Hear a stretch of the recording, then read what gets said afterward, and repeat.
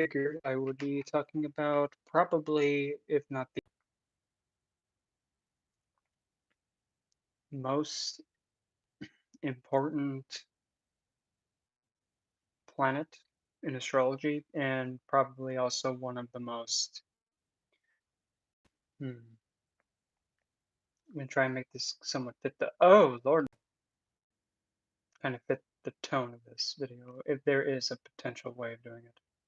So far, not really. Basic normal it is then. Okay, so let's see. There we go. So, get out of the way. Thank you. So, talking about the moon, or known in some practices known as over in India, Chandra, Soma, and there are other divine beings such as, I'm going to try and pronounce his name. Hey, Kayla. I'm going to try so hard to pronounce his name. Tisunyoki from Shinto, I believe that's how you pronounce his name. Tisunyoki. Could be wrong. Then there's also going over to Greece. We can take a look and say Artemis, Hecate. Then over in Egypt, we can say potentially Bastet can be potentially linked in a minor way. I mean, there are so many divine beings connected to the moon, and another one in China is Chang'e. I would even consider Aradia also one. Same with Diana. You get the idea. So, funny enough, usually the moon is always seen as a feminine energy and being associated with feminine energies, except if you're practice and follow Shinto, because they have it backwards. Amaterasu is the sun, and Tsunoki is the moon, so they have it flipped. But it's still a valid system, obviously. When it comes to generally, and I say generally because of that example with Shinto in Japanese mythology, traditionally, any goddess figure, like any feminine goddess figure, can be associated with the moon because the moon is deemed like the queen, usually. And the sun, Surya, is known as the king. Now, the moon, and this is the scientific part coming from it, the moon, when it comes into a certain position, it shows how it goes from night to day, and it just keeps doing that flow. But as that continuous motion goes, the moon becomes more white and more bright, and then it decays back into dark. That's the moon phases, and that has been practiced for probably more than I can't even say for how long. But it's been traditionally seen as pretty much one of the core pinnacles to occult practice throughout many cultures. It's a staple. And for that reason, that's why the moon is also related to doing occult work and magic. Because most of the stuff that is occult is done at nighttime, which is where the moon is the most potent and the most apparent. Depending on what culture you're actually studying, if you're following your own path or if you're going down a traditional path, there are some stories that show how the moon got the way that she is.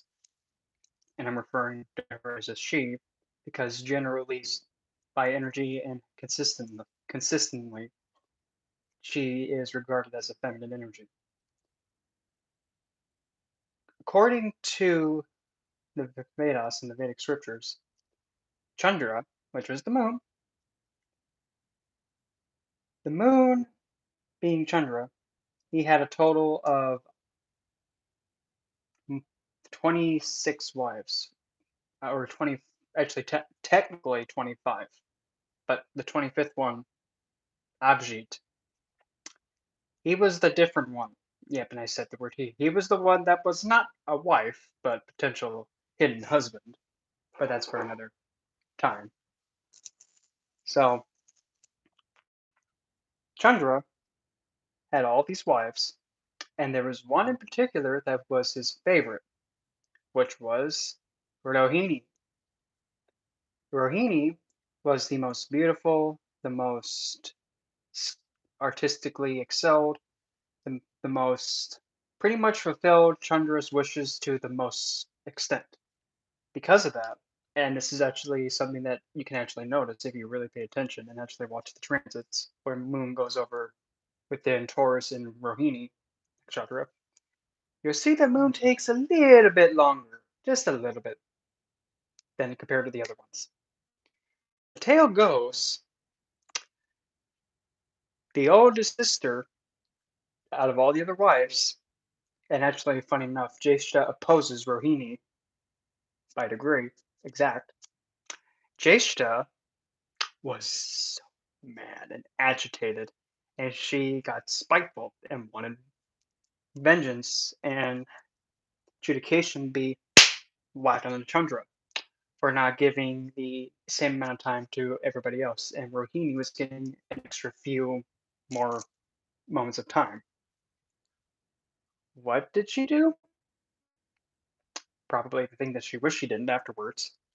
She got all the other wives, including Rohini, went to their father and said, Father, Chandra needs to be cursed because he's spending more time with Rohini and not equally giving it to the rest of us. Father obliged and cursed the moon, turning it from full to black. Seeing how depressed Chandra was now, Jeshta realized, oh, whoops. Father, could you undo that? I got nothing. I can't do anything. So now, regretting that, the only thing that Chandra could do was go to Lord Shiva and pray for some sort of remedy. Lord Shiva cleansed the curse halfway, because now Chandra, or the moon, has to go through all all those placements and all the nakshatras, or see every wife, and go from nothing, pure black, all the way and start to gain fullness again. But once it gets to full, it decays back into the dark. And that's how Moon is stuck like that. And that's the Moon's curse. So those that thought they were going to be cute on Hickok, thinking that, oh, we're going to curse the Moon. Well, you already got beat. And don't curse the Moon. But anyway. Now, in terms of astrology, this is where it can get a little bit difficult because Moon is, let's just say, it takes a lot more calculation and you got to be looking at more details with her. First thing, Moon owns the sign of Cancer. Okay. However, Moon, despite owning Cancer, she doesn't see that as her owned spot. Like, she doesn't feel the most comfortable there. She owns it, but she's like, okay, whatever. If you put her in her exaltation point, which is, you guessed it, Taurus in Rohini, second pada to be exact, Moon becomes exalted and Motragon because she deems Taurus as her own sign. Why is that? In the moon, for astrology, the moon represents your mind, emotions, sense of nurture, security, what makes you feel full, happiness, joy, fulfillment. It can represent a mother figure. It's anything as well as anything that makes you become more beautiful, such as bling like this. But also, moon is the most lustful and the most nasty, if you catch my drift. So when you put Moon, who's so emotional, and Moon's also the most sensitive planet, literally, like I've said in many other live streams. You simply does this. You simply do this, and she flips out. That's how sensitive she is. You can even do something as simple as this. She's that sensitive because no matter what's around her or what's looking at her, or a special kind of good. And I don't know why it goes good, bad. I don't know why. You're supposed to like tits out of none. Oh god, this is making that's gonna make people hissy fits. That's offensive. Good, I would say it again then. But seriously, don't tell people your weaknesses because they'll exploit them. But anyway, so Moon again is the most sensitive planet. Whenever something comes anywhere near her, she flips out because Moon only knows how to be receptive and take. So depending if she's like say with Saturn right next to him, like how I have it, that placement, my Moon and Saturn are pretty close, but she's in front and Saturn is drunk behind her. So Moon, for whoever she's sitting with, she takes, and then she pretty much takes that in and becomes a mimic of it. The best put it that way. So in my example, you have Saturn retrograde and his significance, and now you have Moon. Hello, blue sky. So you have a drunk Saturn and then Moon. Moon sees the drunk Saturn and starts embodying that and taking that. And when she takes something in of another planet, she takes it in and then waters it down, kind of like debilitates it and makes it um, dilutes it. So she comes like a mimic of it, but not as pure as the planet. So having one Saturn, and now you have Moon becoming like another Saturn, but watered down. So it's best put it. You have water, and then you have air. When you put those two together, you get ice, cold. Emotions are frozen, cold, and blunt. Now with Mars, you have somebody's emotions going like, press the button to just detonate everything. Moon and Venus, although you would probably think, that would be a good combination to have because it's like girls' night out there. Not really, no. Because now you have the moon with Venus, which is a feminine planet. Moon takes Venus. Now Venus goes, "Ugh." So now Moon not only has moon qualities, now has Venus qualities together. And Venus not having the energy and the potential to pretty much be like how Jupiter, Mars, and Surya do to ignite them and wake them up because they have all the energy. Venus just a moon just takes it all. Although now scooching over to let's say moon is I'm going to use this term because it's just easier for me. Moon gets pissed off in the sign of Scorpio, as usually as it says. Point being, you're taking somebody sensitive and now you're throwing them into a black abyss where they have no idea what's going to happen. Somebody sensitive being picked up and kicked in the tush right into a black hole. That's not going to work. But there's one minor, little, tiny exception. Yes. Yep. If there's more, like say if you have a 3 planetary conjunction, whichever one Moon is close to, like say for an example, if you have 2 planets in front of Moon, Moon is going to take from the planet that's the closest to her and buy that more, while the other one will still get some influence, but not as much. The thing is, now when you have Moon in the center, and then you have two planets sandwiching her, she pulls in from both sides, pulls in from both. But now if you have Moon at the lowest degree, and all the other planets above, all the planets are going to drop their influence down the line, like down the chain of command. Because Moon, if it's reversed at the top, Moon can only grab what's in front of her. She may grab a little bit from the planet in front of the other one, but that planet that's closest, she's going to yoink from the most.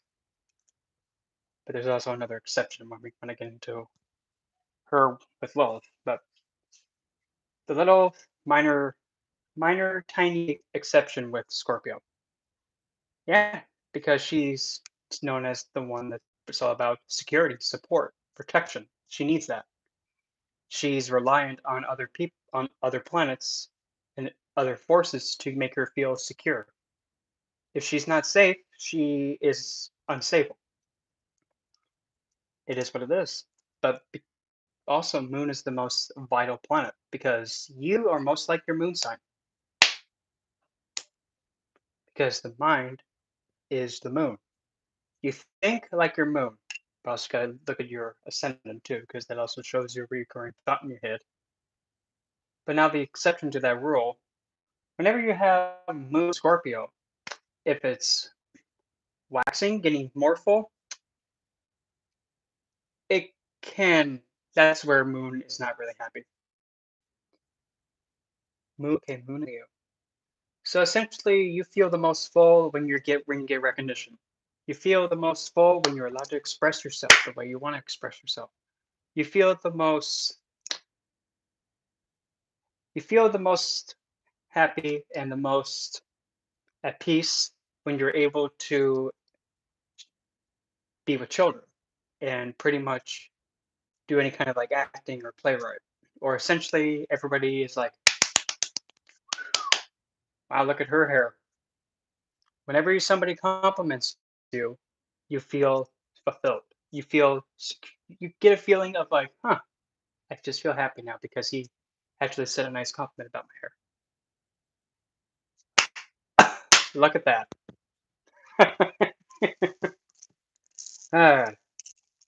Don't look at me, I'm just reading the placement. But when you have, say, I'm going to grab a drink right here. When you have a waxing moon, which is when it's going from empty to getting more and more full, when it's going in that direction, moon there is not really in the best state because she's getting more fulfilled and more in the. But now when you have a full moon and then full moon to waning, that's where moon actually does all right in the sign of Scorpio because now you have moon becoming more of the lustful and the more focused on the pleasures of outside and actually going more into the darker side and being like, okay, oh, I'm being thrown into a black abyss, bring it. That's the difference.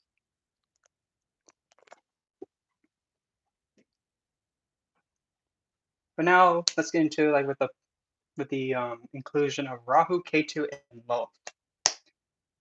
So,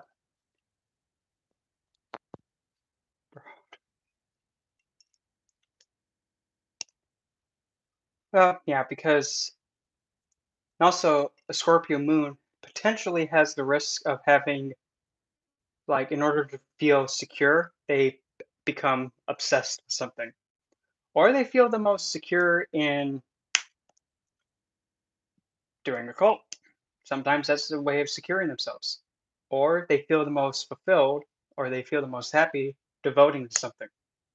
Because Scorpio is that overkill devotion, whether it's devotion to sticking no matter what, or it's the kind of devotion like creepy girlfriend. No. But now the three shadow planets that I've talked about, Rahu, Ketu, and Lilith. All three of them, yep, stalker. Those three planets, Rahu, Ketu, and Lilith, Those three shadow planets. Without moon, they don't exist. You need to have moon in order to calculate Rahu, Ketu, and Lilith. Now, Rahu and Ketu are the nodes of the moon. Rahu is the north node, and Ketu is the south node. Rahu is what somebody is whenever they come into contact with whatever the sign is and where the placement's at. Those two qualities mixed together, that's where somebody will become like a Pac-Man and just be so driven and just keep nomming on said thing, not literally, metaphorically.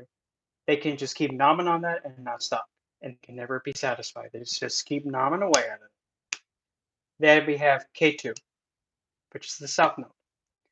K2 represents past life and the void. Essentially, K2 is where you came from. You came from the void onto this point. And past life, that's wherever he's placed, that's where you're like, okay, I've already done this, so meh that meh, meh. I have to do this again? Why? Ugh.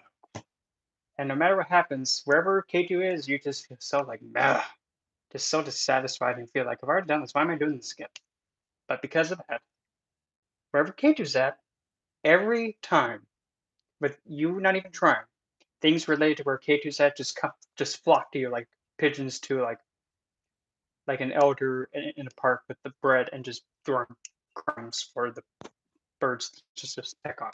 Yeah, whatever he's at, things related to his placement will flock to you without even doing anything, and then you get annoyed by it because you're like, oh, these pigeons. Maybe you have a placement to attract pigeons. Well, there you go. You're just so like meh with the pigeons. Get away from me, meh with you bloody birds. Then there's Lilith. Lilith behaves completely different from Rahu and Ketu. In fact, she breaks the rules in astrology altogether. Why? Well, it's simple. Look, Moon and Lilith have. I appreciate that, Robert. Thanks for that. Different? Okay. Thanks for that, though. Thanks. What was it? 550? Thanks. Anyway, when you have Moon and Lilith together, Lilith protects Moon. By protects Moon, literally, it doesn't matter what planet it is, even if it's Saturn or Venus that's becoming a potential baneful malefic energy, Lilith will protect Moon tooth and nail because without Moon, she doesn't exist. And unlike Rahu and Ketu, Rahu will just completely obsess about something, completely forgetting about the moon, or even possessing the moon, because both can possess. Or Ketu can just be so met with the moon and emotions that potentially can cause somebody to get afflicted with schizophrenia, psychological disorders. With Rahu, somebody can also experience the same thing, but to a degree where it's worse. But with Lilith, no, somebody can actually withstand all the potential darkest traumas that can be humanly imagined. But because since Lilith also represents vengeance, if somebody were to say get emotionally harmed by somebody else, they have the potential to emotionally react with vengeance.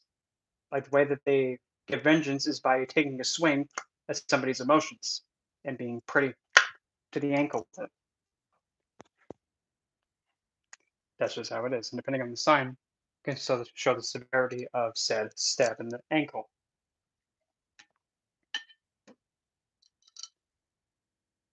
Now we'll scooch over to planets, like pretty much how the moon feels about all the other planets.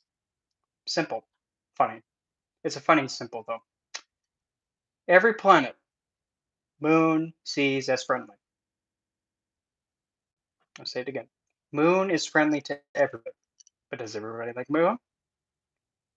No. Take it from the top, start with Surya. Well, Surya, the sun. Moon, the queen. King and queen. Any questions? No, I hope not. Next, okay, that would be Mercury. Moon and Mercury. Mercury despises Moon. But why though? From Moon and Jupiter, funny enough, comes Mercury. And if you look in the Vedic scriptures, you actually see that Buddha came from Chandra and what's her name? Guru Paraspati's wife. Because Moon was giving his wife what he wasn't giving her. So after when Paraspati realized what was going on, he was about to pretty much smite Chandra, and then Shukracharya came by and just said, "Hey, he was only giving her what she wanted, and you never gave her attention. You're the one at fault, dude. You should have paid attention to your wife instead of you being like this with your books." No, no, wife. I'll come in a moment. I'll come visit in a second. But dear, you've been looking at that same deck for like the past 2 days. My love of life, I will be with you shortly. It's been 3 months, dude. I will be with you shortly. That's yeah, no. So Chandra gave her what she wanted, which was attention and that. And from that came Mercury. Mercury does share the fickleness and the all over the place like Moon, but also the intelligence of Jupiter. Now that being said, Moon gets annoyed. I mean, Mercury gets annoyed with Moon really quick because he thinks, "Why are you so emotional, Mom? You just don't appreciate me. That doesn't make sense. That logically doesn't make sense. What makes you say that? How do you logically think that I don't appreciate you? It's because you're just talking to me to the way you do. I don't get you." Moon and Venus. Of course, Moon sees Venus is friendly. Venus, you might be thinking, "Oh, it must be positive." No, it's not. Because Venus, as much as you know, Venus is about love and relationships and spouse figure, Venus just gets so annoyed too. It's like, girl, you're how many boxes of Kleenexes do you have? Now, just because I helped you that one time with Baraspeti doesn't mean I like you. True story. Now, Moon and Mars. Moon sees Mars as friendly, of course. Mars sees Moon as friendly because it's the soldier, it's the general, the one who commands the army. He sees the queen. Yes, the queen. Simple. Moon and Jupiter. You're the advisor, the strategist of war, the one who speaks on behalf of divinity. You're probably thinking, well, Chandra did take his wife, so Jupiter must not like Moon at all. Jupiter actually sees Moon as friendly. But how can being a two timing and being a homewrecker be how can anybody see that positive? Isn't that something that would be kind of begrudging? Yeah, of course. But here's the thing. Because of Chandra woozy wooing his wife, Guru learned a valuable lesson. And, and because of that, Guru appreciates Moon for that, giving Guru a lesson and teaching him something he was not aware of. So Guru appreciates that. That's why they're friendly. Moon and Shani or Saturn. Oh boy. Oh boy. Moon, see Saturn, friendly. Other way around, Saturn to Moon. Shut up, woman! God, you keep crying! Stop! Saturn cannot stand the moon, cannot stand the sun. Which is funny because he cannot stand the king of the queen. That's funny. So now, Moon and, well, yep, I just gave you some adrenaline. Good morning, USA. We are wide awake having a woman scream blood. No, wait, having an old geezer yelling at, a planet to stop crying. Now we're going to scooch over to Rahu and Ketu. Moon and Rahu. You're probably thinking, oh, Moon must be friendly with Rahu. No, this is an exception. Moon sees Rahu and remembers, oh, I remember when we told on you for trying to drink that elixir and get your head cut off. K2. Well, Moon sees K2 as an enemy. But then again, Moon's like, how do you work? Meh with you. But then again, K2's like pretty much meh with everything. Moon and Uranus. Hmm. Well, you have the Queen. You have the Queen, Moon with the Queen status. And now you have Uranus. The best to describe Uranus is like the court jester. Moon, friendly. Uranus, you have no idea. Neutral. I'm just being serious. Because Uranus is that kind of a planet that I like to pretty much call like you having that one uncle that comes to family reunions and he is known just to come and appear however the heck he wants to appear. Like one moment he comes in, okay, casual wear. Next day he comes to visit. It's like a Lady Gaga reject. Next day he comes in like if he's going to a ballroom dance at a vampire place. Yeah, trickster, and also like a court jester. So unpredictable, and you think if you understand him, nope. And when you try and get on the same page with him and push the same thing he's pushing, he then rebels against you. Moon and Neptune. Both are friendly to each other, but here's the thing with Neptune. Picture Neptune as essentially like how Uranus is like the court jester. Now you have Neptune, which is like the court um the court sorcerer, the court witch. Yep, Uranus is just trolling everybody right now. But Neptune, like I said, think of it like the court seer, or like how in some medieval romances, and I'm saying romances because that's really how it's intended. It's a fantasy, not a cheesy, woozy, wooey, your socks off kind of a thing. Neptune is like a sorceress who wears a veil over her face, and she knows how to pretty much intoxicate someone by just saying fancy words and pretty much going into their illusionary world and then just pulling their strings from there.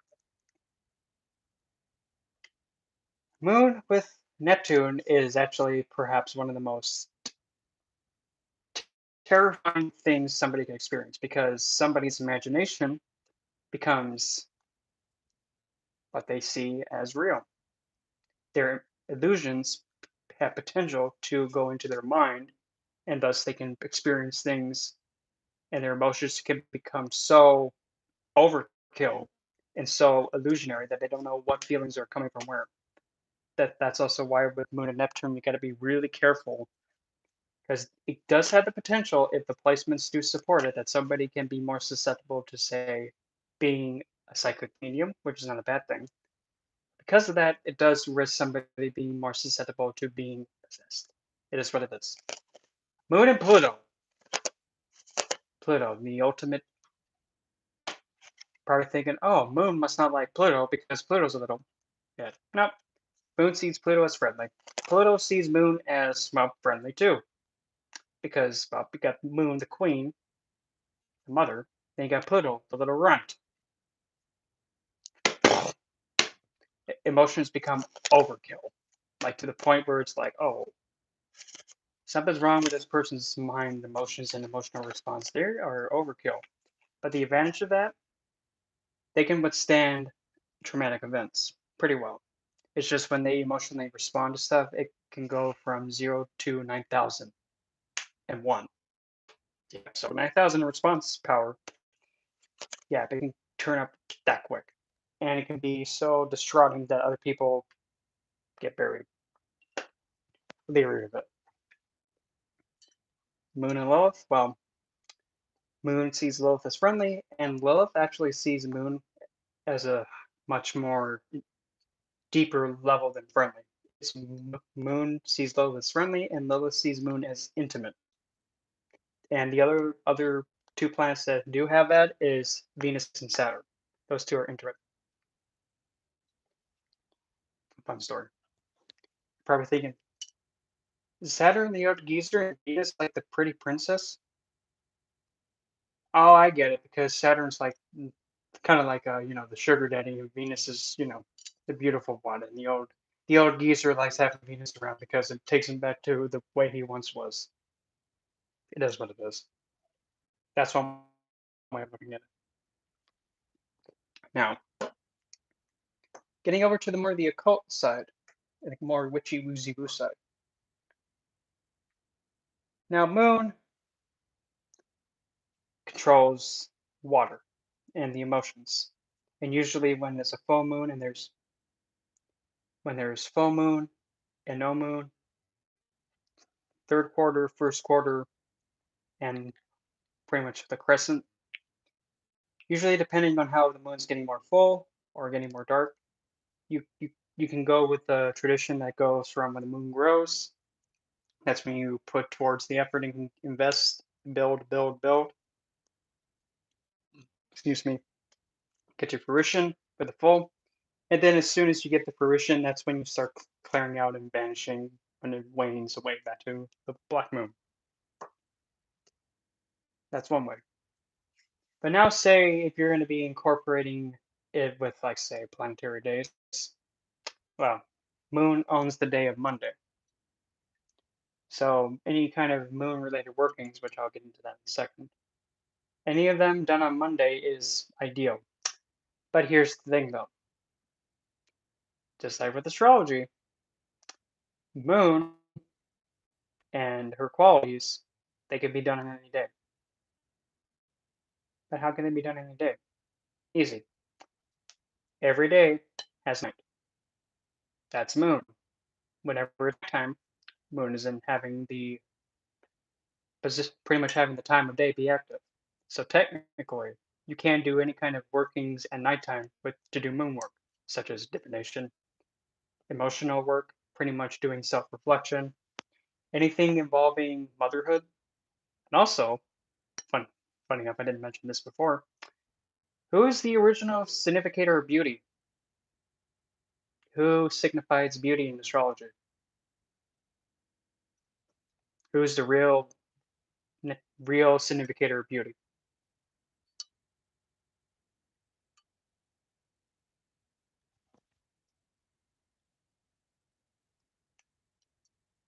Okay, we got one for Venus. There's one for Venus. Anybody else want to take a gander? Virgo. That was a clever answer. And actually, it does kind of make sense. Yeah, Virgo does make sense, and I can see it. Any other significators of beauty, planetary wise? But that was really I wasn't expecting you to say Virgo, but yeah, that does have potential. Got one for Venus, and an extra bonus credit for Virgo because I mean I wasn't expecting that because I was mainly looking for planets.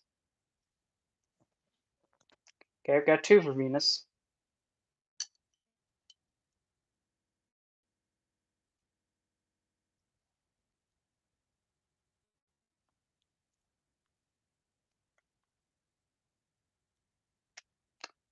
It's actually Moon. Probably thinking, how? Well, you have the Sun and the Moon, father, mother. So, where did Venus get the beauty originally? Like, mother. Mother bestows her traits to the child. That's pretty much beauty at its purest comes from Moon. That's the original origin of beauty. Because with the Sun, though, if you pretty much try to be struck in awe by his appearance, you're probably gonna go blind. You can't look at him too much. Meanwhile, with Moon, when you look at Moon most of the time, you're actually able to see it. And most of the time, when it's a full moon, people are like, "Wow, look at that beautiful moon." That just rolls off the tongue naturally.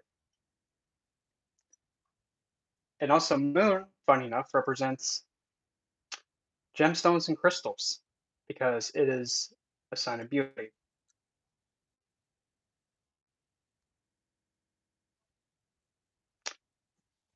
Well, because the idea with moon, because since moon originally owns the one of the four pillar houses, which is the fourth house, and that's the natural house of the mother, and also the sign of Cancer. Wherever the sign of Cancer goes to, that house brings influence to the mother.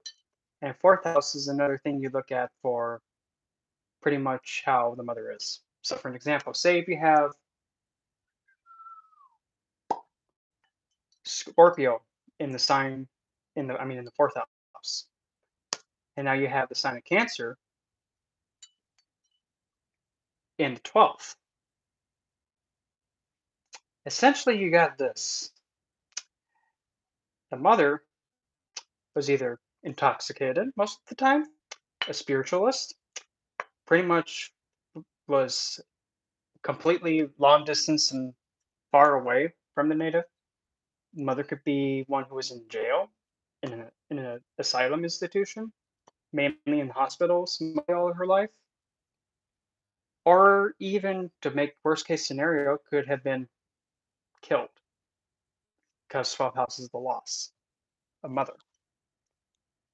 That would mean you'd be having a Leo ascendant. But now with the fourth house, so mother, regarding the mother, with Scorpio being there, you have somebody's bond with the mother intensely overkill. It can either be devoted to the extreme or intense, just complete disgust by the mother. And the way that the mother brought security, it was overkill or complete neglect or even traumatic in some way, shape, or form. Because since the fourth house is the heart center right here, somebody's emotions and their feelings in their heart can get completely destroyed to the point where it's numb. Or it can be so overkill, and when it's given outward, it can make people get a little bit terrified. Hence, again, we're bringing in the stalker slide. I need to know exactly what you're doing every 2 seconds. Better not be cheating. Oh, you're on the shitter? No, no, no, no. What's her name? That kind of scary. This was Cancer in the 12th house, and then Scorpio in the 4th, which would make a Leo ascendant, which has these are potential. Not saying this is going to be for everybody, but this is the reoccurring potential things that can come about. You have to look at the placement of the moon. You got to see what planets are influencing Cancer, Scorpio, Mars, all that. You have to take a look at everything. And also the D4 chart. I can't remember what I can't remember the name of that chart off the top of my head. But the D4 chart actually is opening up the fourth house. And also, fun fact, you can look at your D4 chart to actually see how your house should be laid out, depending on what planets the lugna. Like for an example, if you have a Saturn lugna, you're probably going to be drawn to houses that are a little bit older, or like a Saturnian owned lugna, like Aquarius or Capricorn, and Saturn's in the lugna. Or if Saturn is influencing the lugna in some way, shape, or form, you're probably going to be more drawn to houses that are either older, may appear run down, maybe made out of steel, maybe made out of material that is sturdy. I might appear a little bit dark, a neglected house.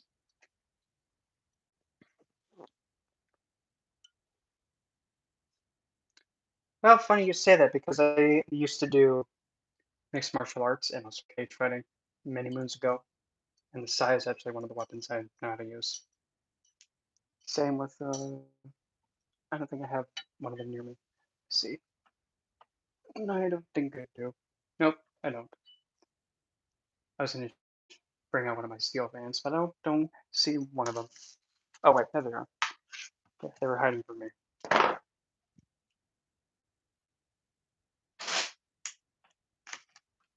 And also another thing too, moon also can also represent fans because conveniency. That's another thing with moon.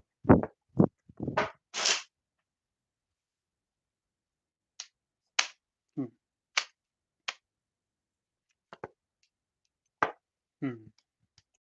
But as I was saying, Since moon is conveniency, that's all as well. Anything that's a luxury, say for an example, like air conditioning, a vehicle,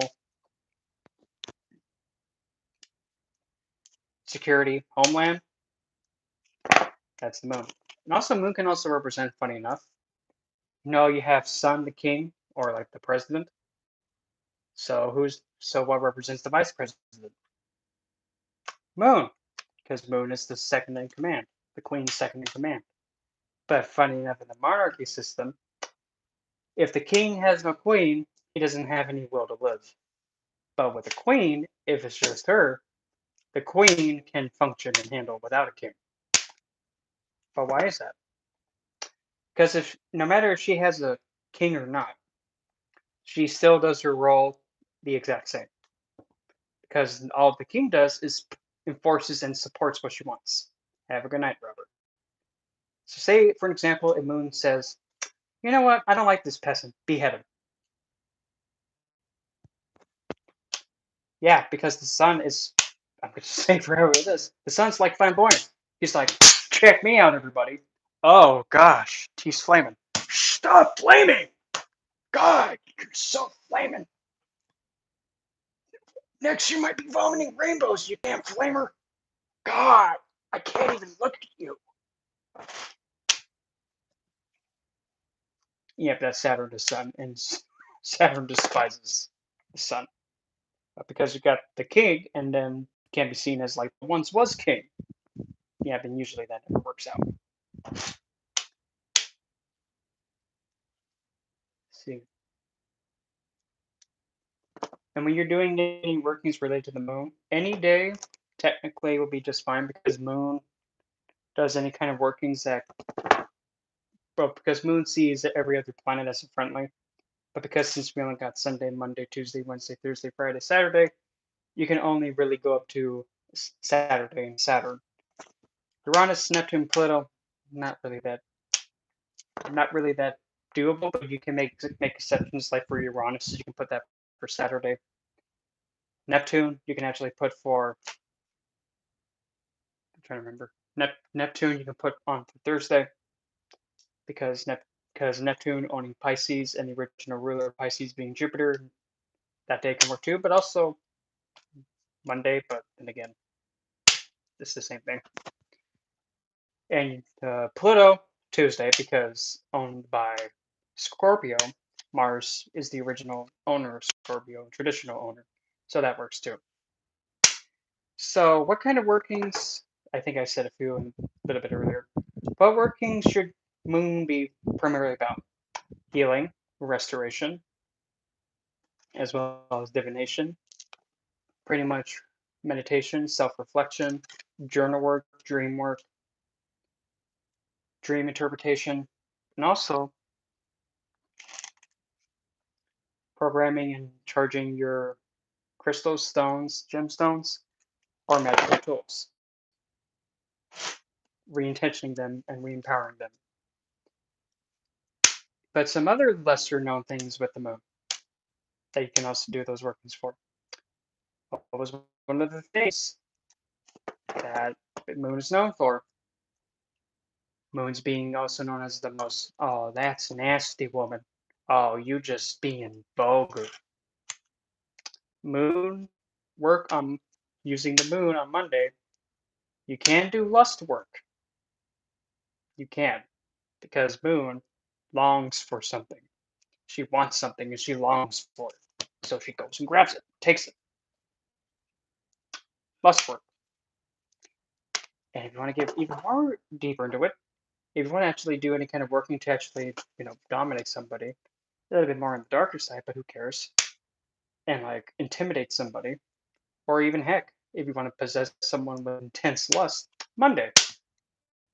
But some people would say, we would have had Mars, and it'd be like that. Technically, yeah, but with Mars, though, it does get a little bit pushy and feisty and a little bit explosive.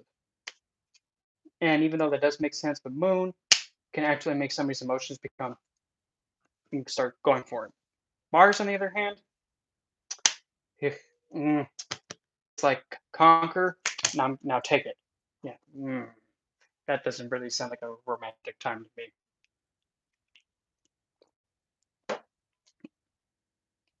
And a little extra not known fact too.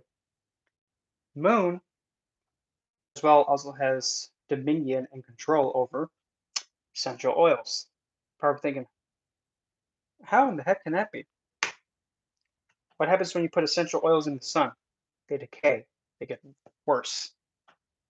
When you leave them in the dark, they actually maintain themselves. So moon has that significance too.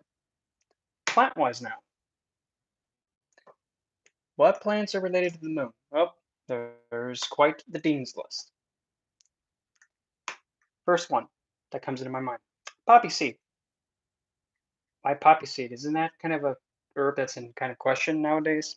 Yes, it is. But here's the thing: poppy seed is used for dream work and confusion, and to the point where you can actually make someone get stunned.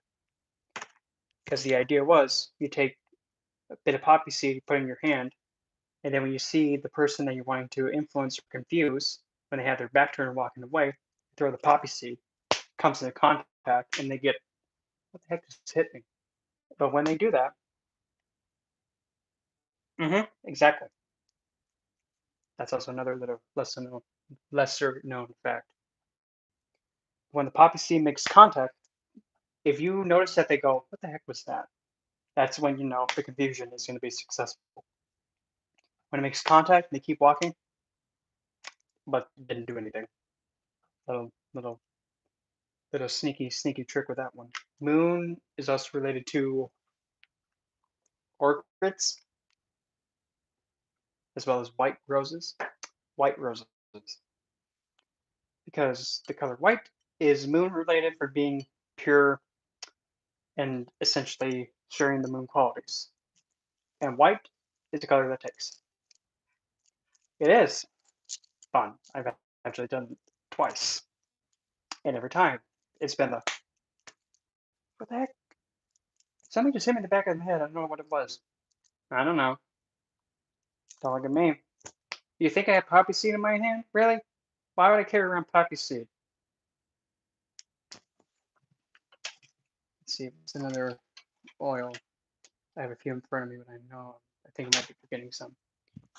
Another one is jasmine. So is, whoops. Well, that one I got knocked over. Another one is clary sage. Myrrh is another one. Blue tansy is another one.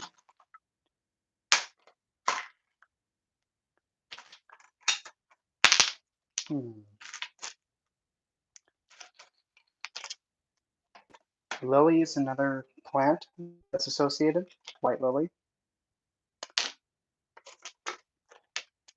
Roman chamomile, or chamomile altogether, is another one. Lady's mantle is another one. Lily of the valley is another one.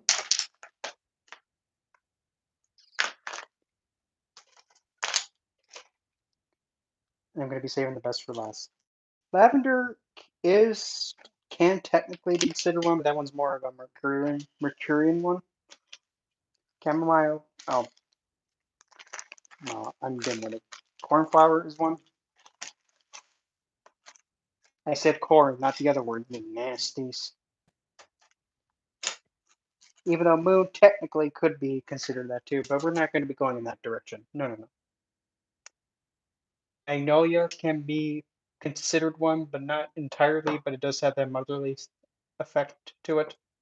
So that's another potential. Okay, so let's see. Wait, is that? Okay, wait. That's the good one. Another one is tea tree. How is tea tree related to the moon? Because, a tea tree is actually really good for soothing anything like breakouts and soothing the skin and cleansing the skin. And also another one is, hold on, let me just look at this Dean's list real quick. Helichrysum can potentially be seen as one. Blue tansy is one. German chamomile is one. Eh, maybe osmanthus, maybe, but not entirely. I know there's some more on this in this blend. Scroll through. Coconut is probably the most closest moon-related plant because coconut is tied to the moon. So I saw that little glitch on my computer do something weird. Got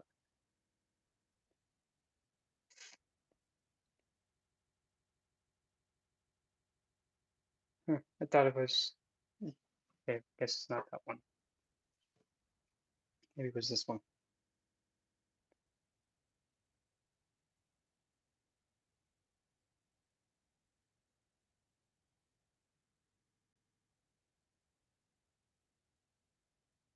Damiana. Damiana is a very flirty and very alluring plant. Also vanilla, because vanilla being very sweet, Boone can get so nomming on vanilla all the time because vanilla is a very empowering and also very flirtatious plant. But now probably the most closest real 100% moon plant I can think of, blue lotus.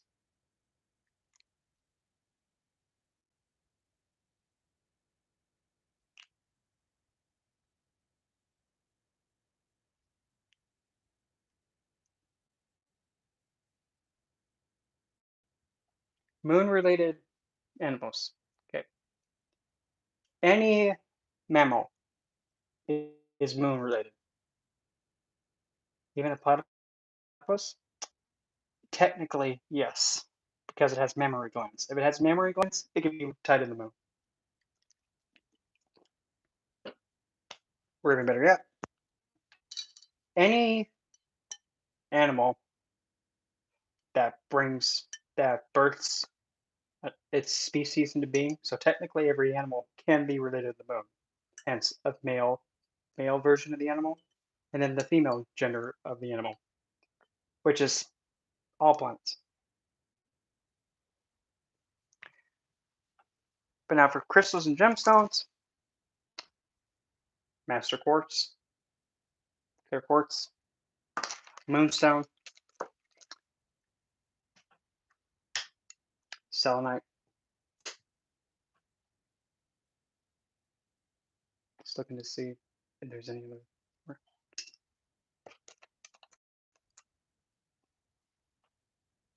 Angelite's one.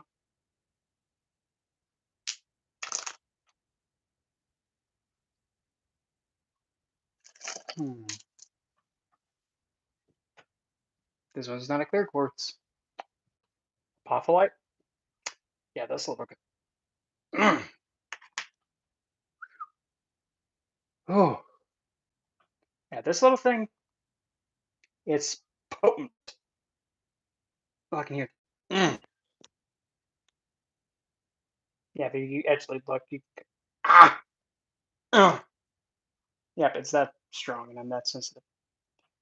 Me, I don't really have a preference because, in my opinion, it's still the same stone. Mm. When you get sensitive with energies, yeah, this is something you have to get used to. But specifically, like apophyllite, holy good Lord, Lanta. Mm. Word. Oh. Other ones are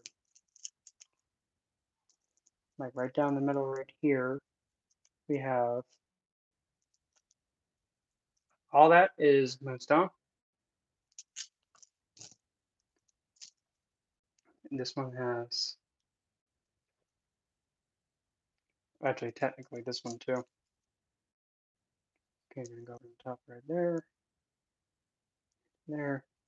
So then there's blue jade. See if I can get this thing to sit still. But there's the aqua jade right there at the bottom.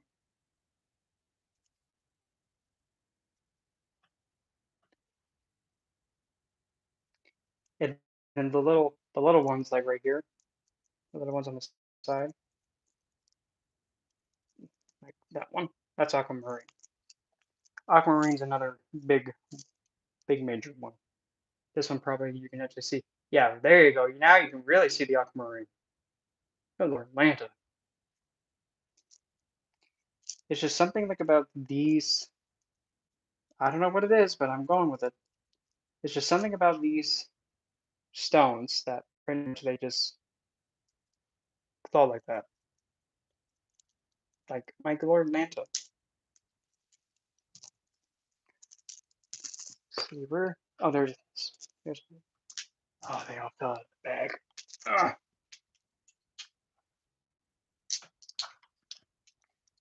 But pretty much any stone that is fluorescent, see-through, technically will count too. One of those. This would count. Any stone that's actually cut in the shape of a moon would count. Not really kunzite, because that's more of a Venus stone. Now this one's a little jumper, but it feels like I'm just holding water. You can't, you can barely even see it.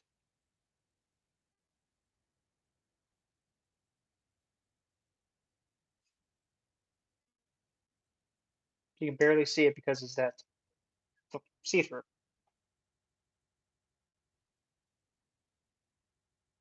Now this is a blue topaz.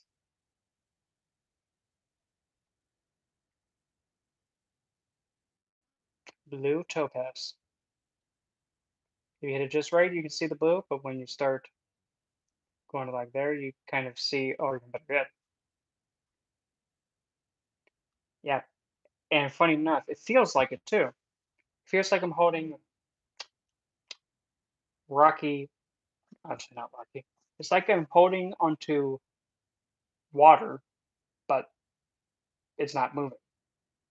And it feels like the center of my hand is now in a, yeah. Pretty much all the stones I have, the good majority of them, I got from a friend of mine, Adam, and I mean, I also just share all the stones I've gotten from him. And I mean, let me just get all these little things lined up. Oh boy, what did I just get myself into? Oh well, it happens.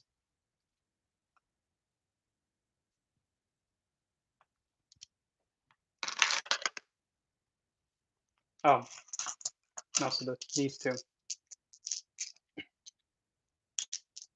snow quartz.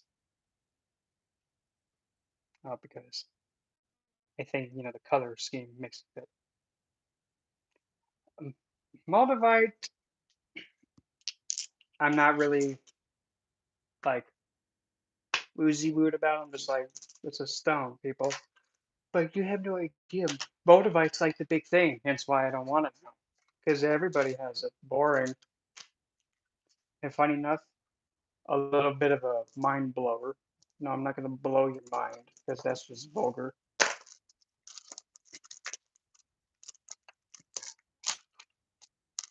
What you can do instead of like fangirling over Moldavite, why not just do something as so simple as this? I thought I had another stone in there. Wait.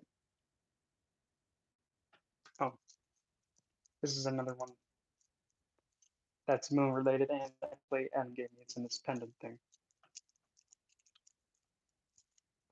It does, but I'll get to that in a second. This, if it'll sit still, that's phenakite. Chill. That is a vial of phenakite. Phenakite, well, I mean, when I first made contact into it, and I got it from Adam, the minute I touched the vial, literally, I just felt a ping. Not really like an uppercut, but just like from like the waist down all the way up to the top of my head. I just heard a loud ink. Like it just pulled me like, whoa. phenakite is a potent stone. Don't think that it's gonna be gentle, but the little hack with moldavite. Well, here's the thing. Clear quartz, even though people are like, well, that's like the everybody has clear quartz. Don't you get this on clear quartz? Because there's one thing that clear quartz can do that moldavite can't do.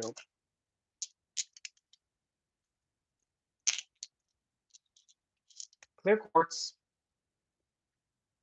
being so abundant, clear quartz being so abundant in Earth with that in mind, clear quartz can pretty much become any stone you want it to, because clear quartz knows all the other stones.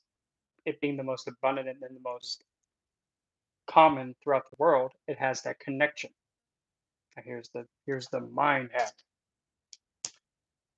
Oh man, mo- motivate is the next big thing, bro. Okay, hold that thought, dude. Okay, hey clear quartz, do me a favor. Would you happen to mimic that exactly the same qualities and traits as a motivate? Would you be so kind to do that? So now this clear quartz, it's gonna act like as if it's motivate, just like that. Because no matter what you put into a clear quartz, it says, "Okay, I'll do that." That's all. That's pretty much the great thing about it.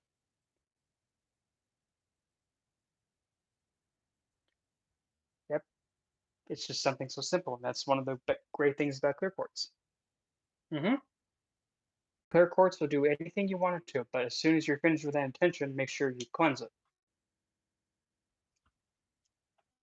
so that way it's back to its normal state and won't be having any of the residue of the last intention on it. But also, when thinking about clear quartz, another thing that I love about clear quartz, if you forget to give it an intention of some kind, and say if you put it into a grid, like say if you have this pile of clear quartz, say you forgot to give intention to, all those clear quartz, you're like, oh, I forgot to give them intentions. The good thing about clear quartz, when in doubt, it just amplifies. If it doesn't have an intention, when in doubt, just amplify everything by default. And it does that naturally.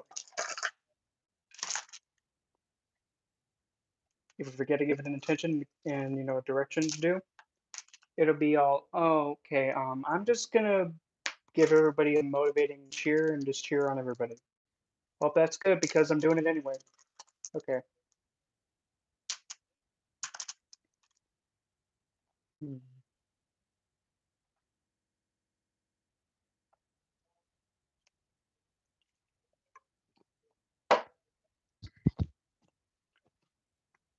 I think pretty much I covered a good majority of what I think should be enough material for the past 70 minutes. I guess I'll just leave it to open floor and see what comes up. So the stones I got from my friend Adam are, you know, my newest kunzite Alfredo, cleverly named.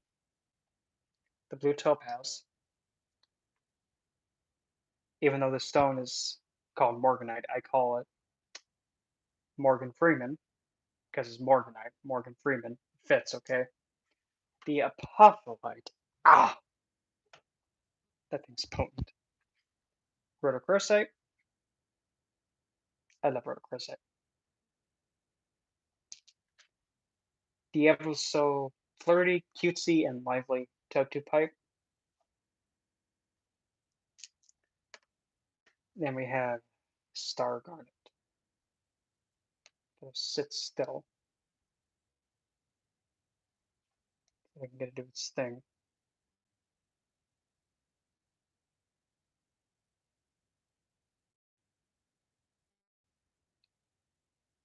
There it is, right there.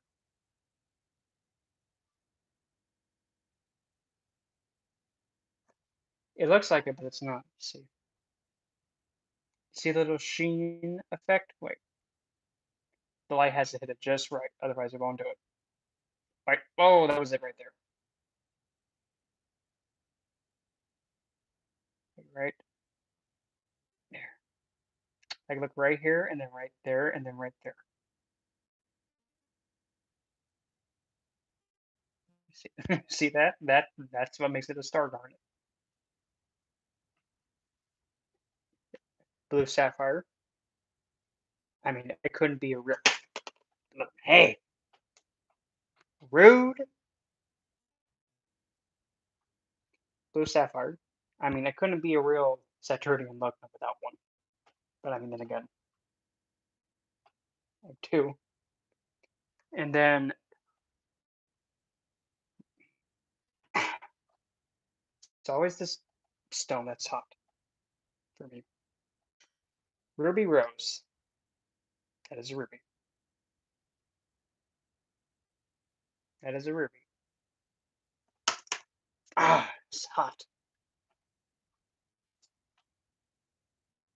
Do I have amethyst? I'm glad you asked.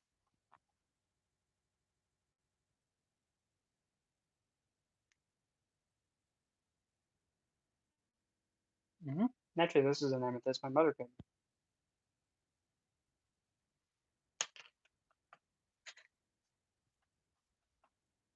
And here's another one.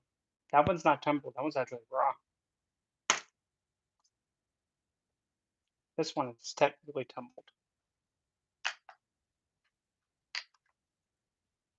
Here is snowflake obsidian.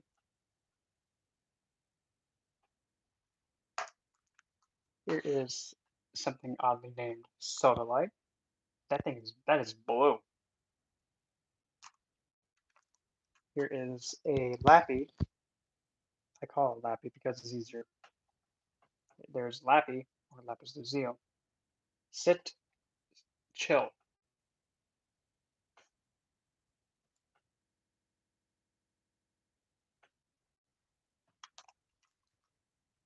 Here's a hematite, just a little heavy little thing.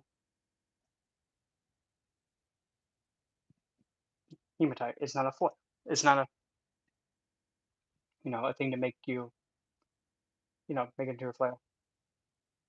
It is. This this if you really look, you can actually see like the right there. You can really see the gold specks on it right there. Here's a citrine. Wow, that was bright. And this is natural citrine. This isn't the cooked amethyst. This is natural.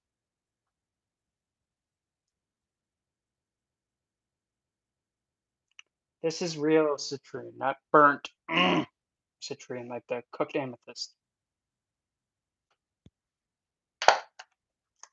Here's a turquoise.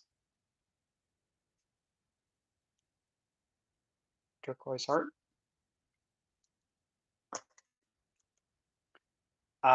Here's a vampire's eye or an ox eye, or red tiger's eye. I call it vampire eye because it sounds better and it's more catchy.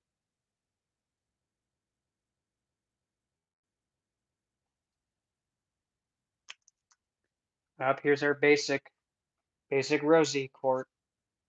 Here's a bigger one. Here's cornelian.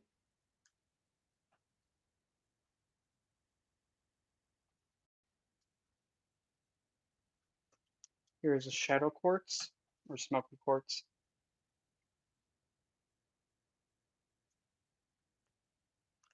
Here is the ultimate crystal bottom feeder or the ultimate filter, shungite.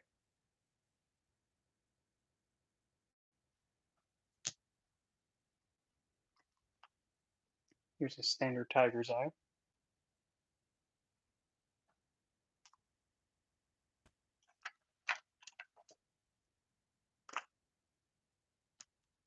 Here's an orange calcite.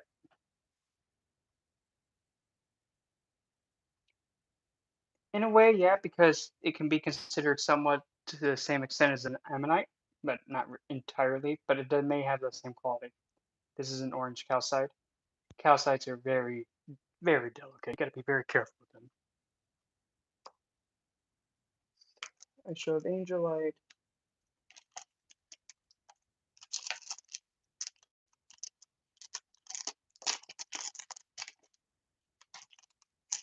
Oh,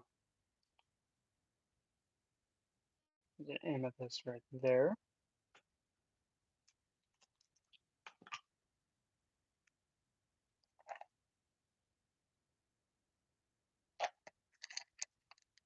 Here's a piece of Dalmatian jasper. If it sits still. Stop! It's called Dalmatian jasper because, oh, I wonder why. Dalmatian nuts. Here's a red jade.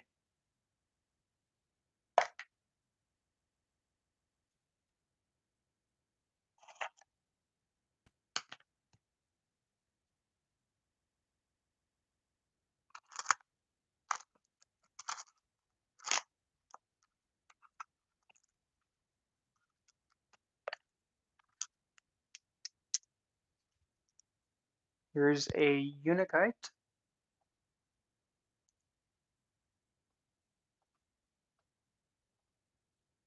Here's a unakite jasper. Here's a rutilated quartz. This little thing is a little zapper.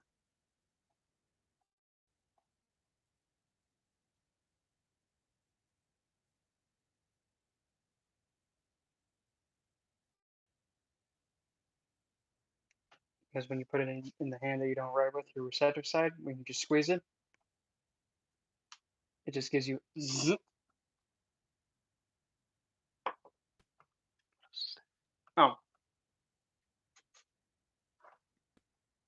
green aventurine.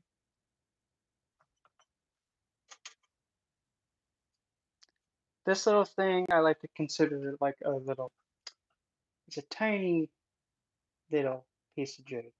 It's tiny, but it's legit jade. I can get it to sit still.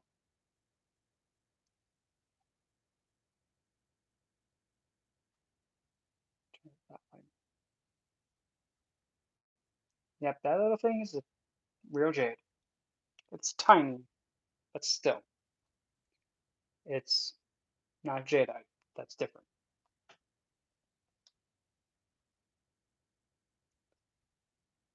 And I think I only got one left, and it's this one.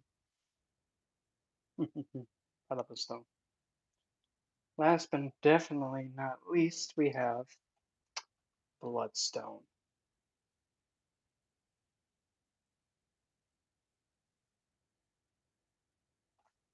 You know what I like about it? It's green and it's red. Flip it over, it may turn blue, but there's some green and red in there. Absolutely perfect for vampiric work or also any work involving Lilith.